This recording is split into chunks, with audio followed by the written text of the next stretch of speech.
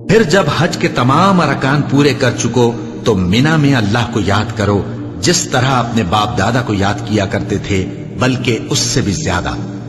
اور بعض لوگ ایسے ہیں جو اللہ سے التجا کرتے ہیں کہ اے پروردگار ہم کو جو دینا ہے دنیا ہی میں دے دے، اور ایسے لوگوں کا آخرت میں کچھ حصہ نہیں۔ اور بعض ایسے ہیں کہ دعا کرتے ہیں کہ پروردگار ہم کو دنیا میں بھی نعمت عطا فرما اور آخرت میں بھی نعمت بخشیو اور دوزخ کے عذاب سے محفوظ رکھیو۔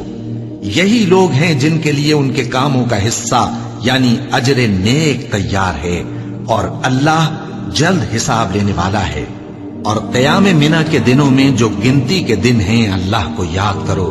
اگر کوئی جلدی کرے اور 2 ہی دن میں چل دے تو اس پر بھی کچھ گناہ نہیں، اور جو بات تک ٹھہرا رہے اس پر بھی کچھ گناہ نہیں۔ یہ باتیں اس شخص کے لیے ہیں جو اللہ سے ڈرے، اور تم لوگ اللہ سے ڈرتے رہو اور جان رکھو کہ تم سب اس کے پاس جمع کیے جاؤ گے۔